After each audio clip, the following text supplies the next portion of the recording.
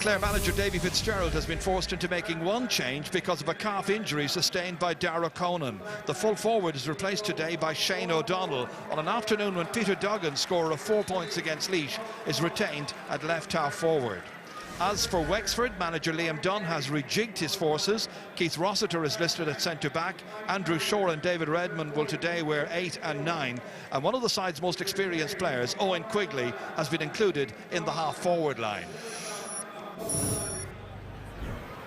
Back here into the middle to David Redmond.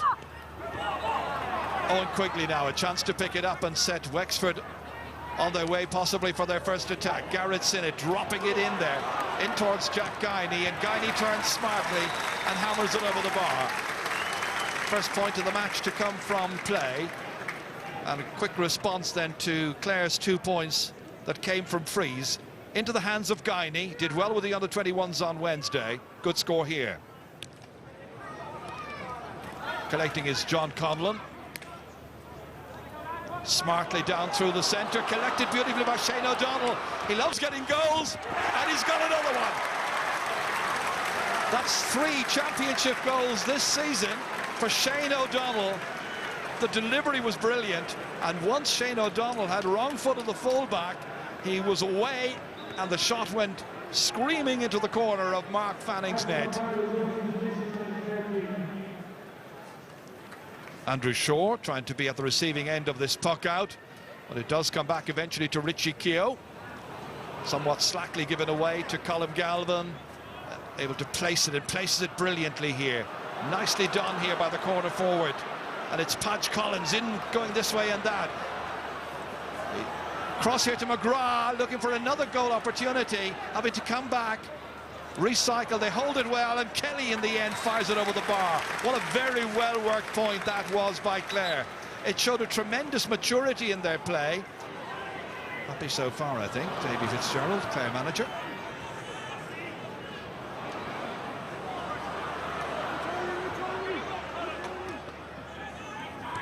Bobby Kenny away to his cousin, and Kieran leaves it behind, and it's picked up by John Conlon, and Conlon sees that one come back.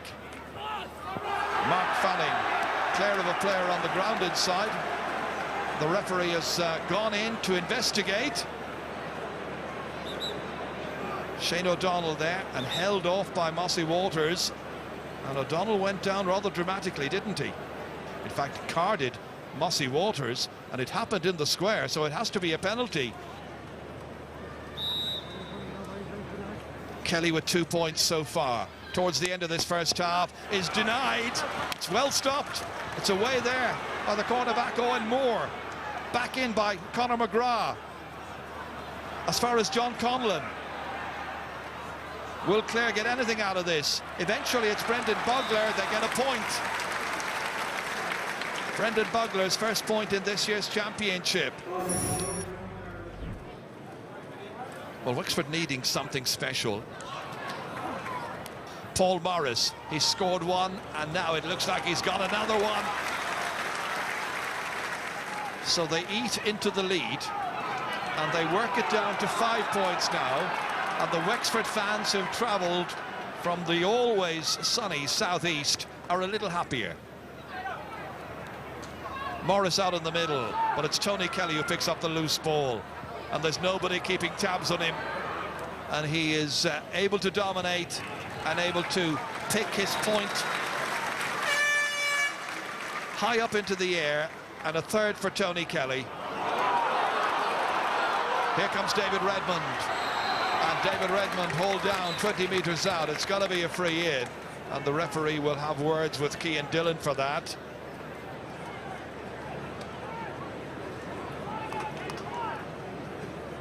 This is one the game needs. Guiney with 3 championship goals in the past, strikes, and it's saved, and it comes back out, and Cian Dillon, the one who gave away the free, has it and clears it. Only out as far as Kieran Kenny. Back in with interest, they need a score and they get something out of it. May not have got a goal, but at least they got a point, and that just might be a rallying point for this team.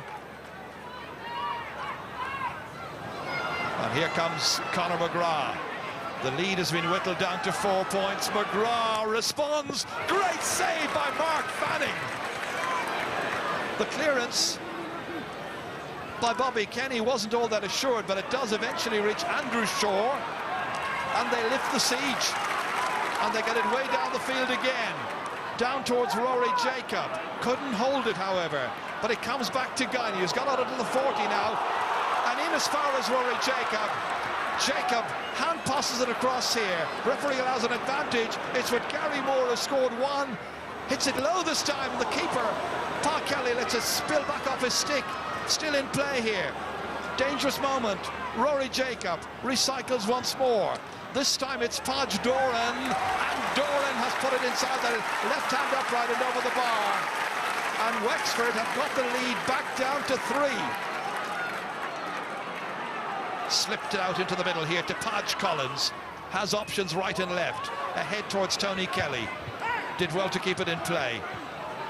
The challenge isn't terribly effective by Andrew Shaw. Nobody able to get to him, and Kelly just gets away and fires it over, almost with consummate ease.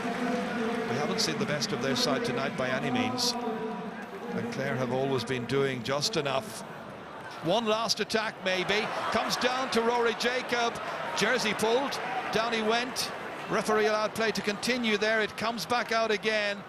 Well hit over the bar there by the youngster Conor MacDonald. Still a few seconds left. A goal separating these teams at this stage.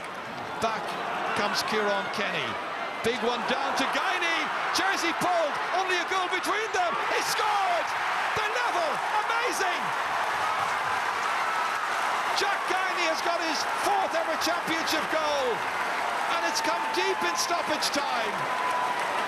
And they are level here.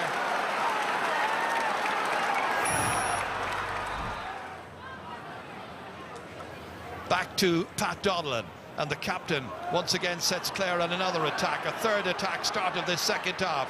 Conor McGrath going this way, slipping it inside. McInerney, one-handed, it's in the net.